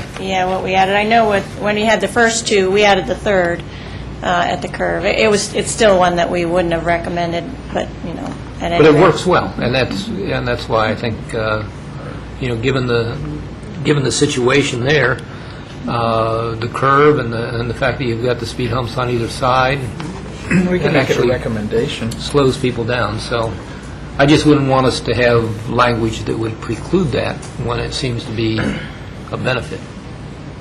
Councilmember Wright. Yeah, I think it should be something that is a recommendation, not precludes. One of the things that's funny about just having 200 feet is that you assume some of it has to do with wanting some time to react, and depending on what the speed limit is on the street, if it's 20 miles an hour versus 30 miles an hour, there's a significant time difference there. So it just seems like it's a little bit arbitrary, but I think it's good to have in there as a general recommendation. I would say I think that people, speed bumps I think are a little bit more like muscle memory than people looking and seeing the next speed bump. I think it's more likely that people who drive on a road regularly know that it has five speed bumps and they act accordingly. And it's the new driver who kind of, even if they could see it, probably doesn't really register with them until they get pretty close up on it. Councilmember Robinson.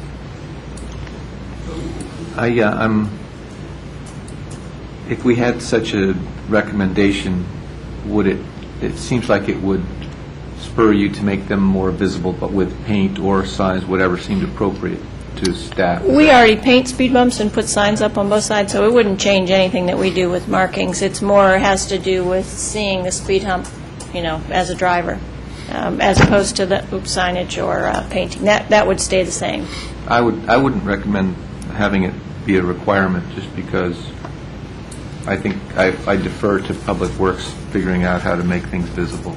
And as regards Ritchie Avenue and slowing things, have you thought about a ramp that's like if they were going too fast, would just tip the car over?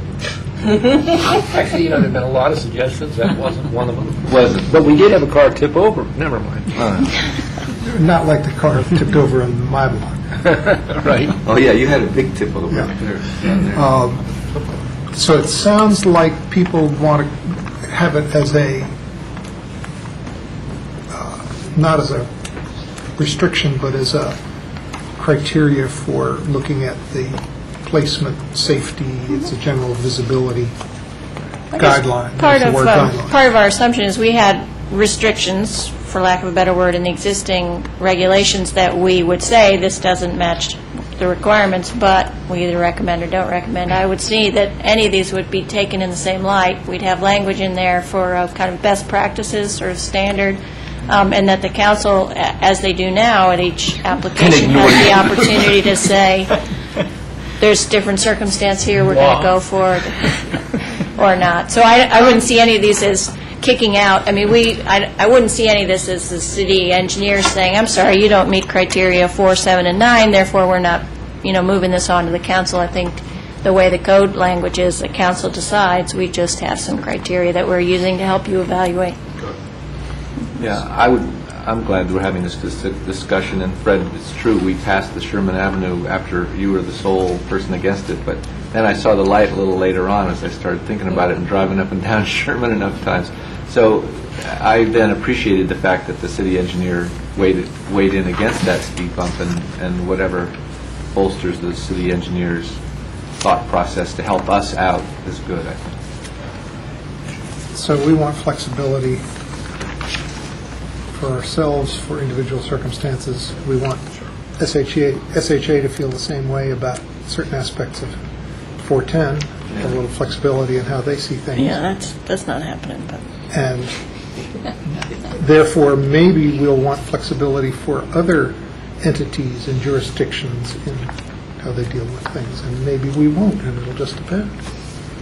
So I heard a change from 200 to 100. Is that consistent, or would you like to see 200 or nothing at all, or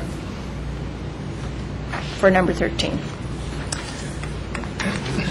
Well, sometimes if we we have had- these dips, and If we had no distance, but said they should need to be visible from a vehicle approaching to ensure visibility and safety, do we need a distance? Well, I think if, your approach is right when you get in front of it as an approach, I mean, if you're going to put it in, you should have a distance, otherwise, don't put it in. Just see over their hood. An appropriate distance. Do you want this in or not at all? Is it distance? Why don't we just say something? something like adequate visibility is, will be evaluated or something? With a guideline of 1 to 200, put a range in there, just like the 5 to 8% slope, Yeah. it depends. yeah, sure. Say 100 to 200?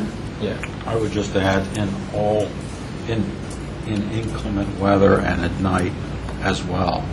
Because sometimes the rain, darkness of night, street lights not shining brightly because of trees, sometimes, that's when you're more likely to... See, I think what makes the one on Ritchie Avenue or the two on Ritchie Avenue work so well is you've got the speed bump and then the curve, and so people haven't had the chance to build up speed before they get to the next speed bump, and that's the one you can't see 100 feet ahead, but it keeps you going slow. So, because you're already going slow after you cross one speed bump and go around the curve, you're still, and then that keeps you going slow. So I'm not sure that putting in an exact distance is workable in that situation, but it's, again, it's dependent on the situation. Councilmember Clay. This has been an interesting 45-minute exercise. I'd like to point out that, in my opinion, as long as the end result of all of this is that it comes back to a council for a vote, we're going to vote to approve every speed bump that comes before us. That's my prediction. It's like a local courtesy thing. I oppose speed bumps almost universally, but my constituents demand them and your constituents demand them. And so we vote to approve them. In spite of the fact that there's no national engineering standard for our modified speed hump, which is actually, under the international standards, a bump, which we insist on calling a hump. We install these. They damage the bottoms of cars. They damage the bottoms of, they damaged the bottom of one of our council members' cars, I think, a long time ago. Didn't he lose his muffler racing down Willow or Maple Avenue? But, we know that they're bad for bicyclists. We know that that they slow the ambulances, and we have a hospital in the neighborhood that people are driving to. We know that they're bad on slopes. We know that the facts say that it's really a 300-foot distance that makes people keep an even pace throughout the neighborhoods, but we just throw that out and go with 150 feet because that's what the residents demand. So I think until we get to the point where we're going to take the ultimate decision-making for whether or not speed bumps get approved away from the council, and give it to this poor city manager, who then we would badger to do what we wanted, but she would be strong and ignore us and tell us to go jump in a lake. Or we put the poor public works director through that misery, which I wouldn't wish on anybody.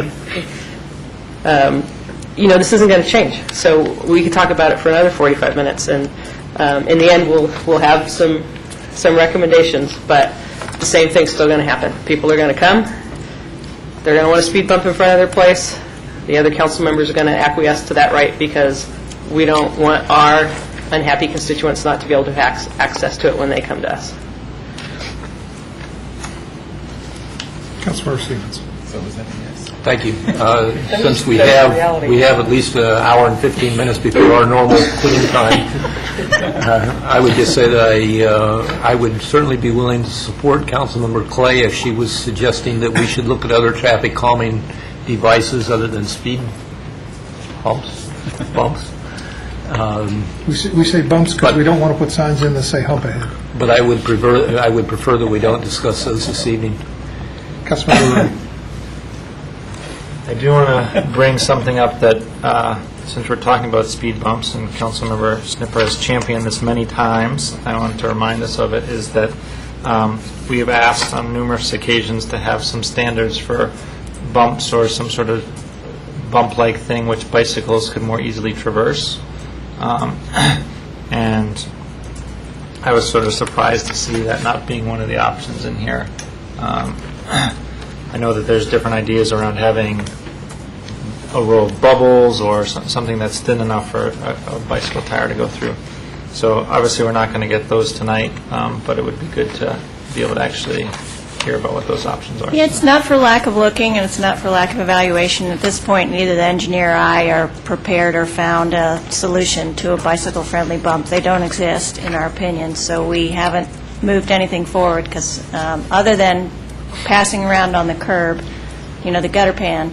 They have them in Mexico and China. They're basically, instead of, imagine like a little army helmet embedded into the ground in a row, and there's just like bicycle tires only a couple inches wide.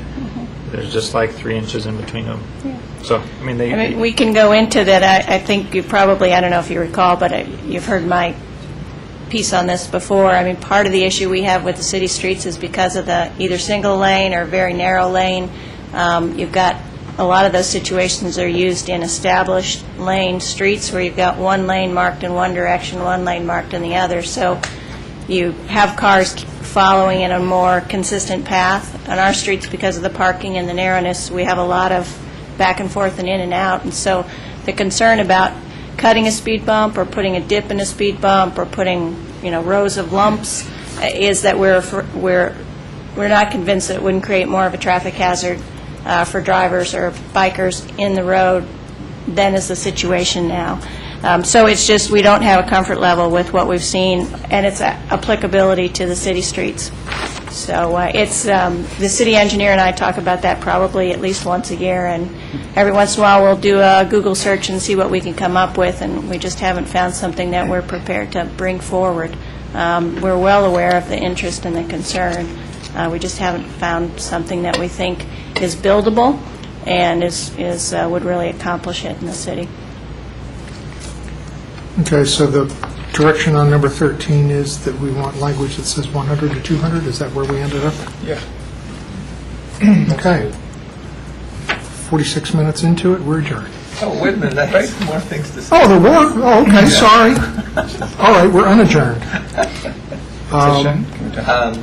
Personally, I don't mind going over speed bumps with a bicycle, but what I really want to bring our attention to is under the procedures section, not Appendix A, but farther down the path, Appendix B, on page 4 of 5, there's the removal of speed humps. And in there's under B, so that's 3B on page 4 of 5 in the final appendix, there's a speed humps installed prior to December 2nd, 2002 shall not be removed or altered. And I know there's some reason that this 10-year-old provision is in there. I guess it's 9.5 years old now. But I wonder if we don't want to look at that again. I don't.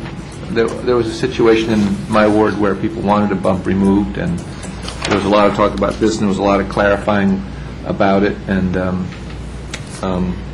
maybe a 10-year period is enough to, like, just remove that prohibition of taking out old speed bumps, so that we don't run into this in the future.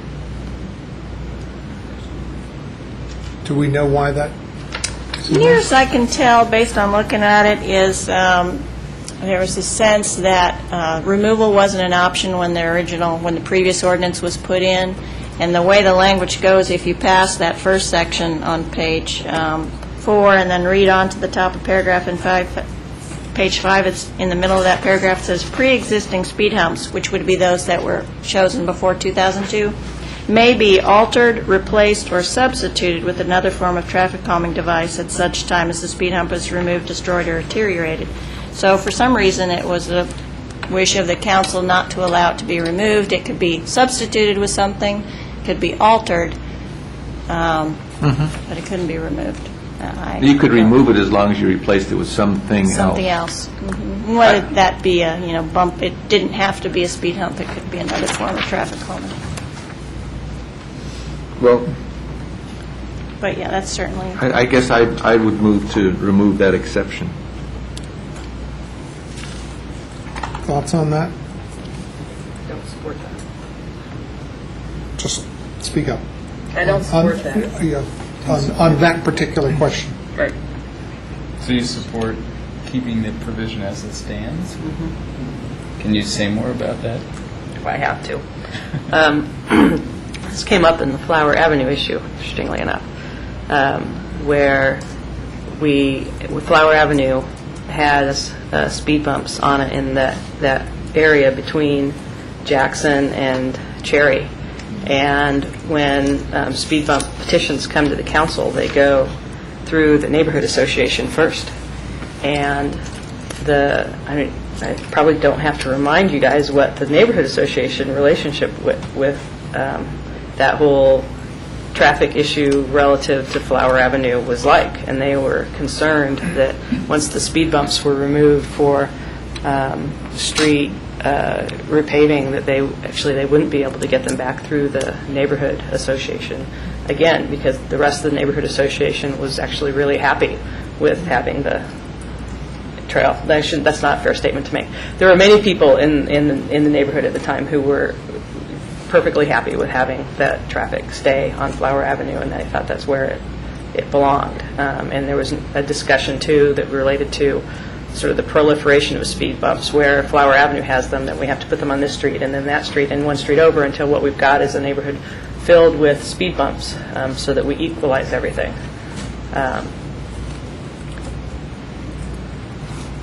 Any other thoughts on that one? Yeah. If we were, in our infinite wisdom, to decide that city speed limits should be reduced to 20, say, miles per hour, and we've then realized that perhaps some speed bumps are no longer needed, and there's no particular opposition to that idea, why would we not want to have the flexibility to go forward and actually remove a speed bump? I mean, Does that keep us from doing that?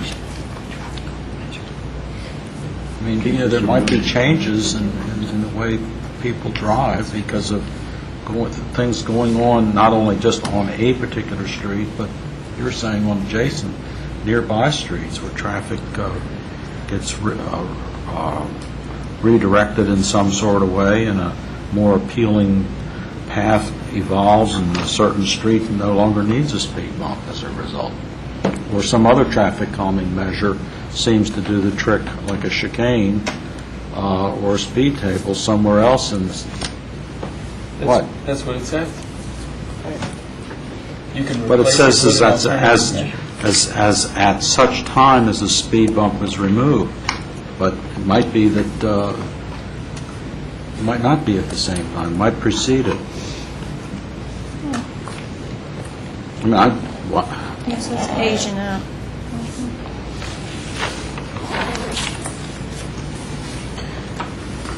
Any other thoughts on that? Yeah, I actually do have a thought on that. So one solution might be, which is what I thought this initially read as, was that if the speed bump was removed, all it took was the people on the block requesting that it be replaced, and it didn't have to go through all the rest of the process again.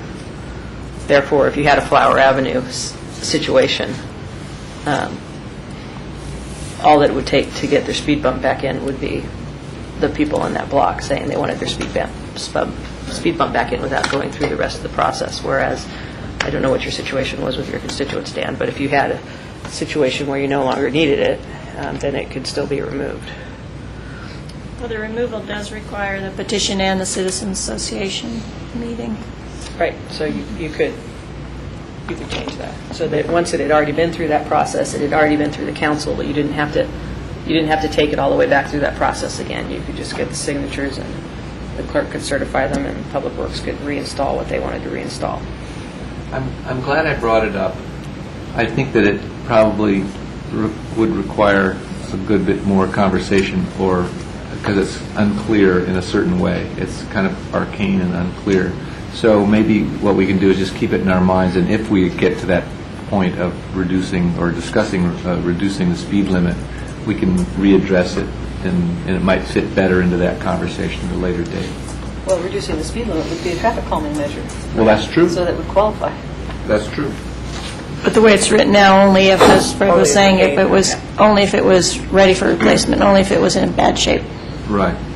It's a complicated little clause, and it irritated me last time I had to deal with it, and so I'm ready to see it go away, but I think probably it's better. In my opinion, it's better to wait until we have a better discussion. So, Everybody has lights on but me. No. So,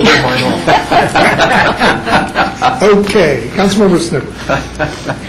Under procedures, page 1, request for speed hump installation petition request. This is a paragraph that I know we've talked about. It says that the residents of at least 2/3 of the households want one or more traffic calming devices to be on that street, but doesn't really define residents' households. Are we counting? How are we counting that? Would we consider that to include if a multi-family dwelling, or if there's an accessory apartment, it's 2 houses or 2 households. Each household, or a 4-unit apartment building is 4 households. That's how I advise people, and I think somewhere it says that, but I'm not. That I didn't find. And then second is when you count a household, what if you have 3 people in the household and they don't all agree? If you get a signature, that's all you need. I can tell you what happens. Because we had our son move out because he signed the petition. I'll keep that in mind. it's a mini democracy sort of clause. I see, okay. Right, yeah. Anything else? Now we're adjourned? Now we're Before 10. Yes. That's pretty good.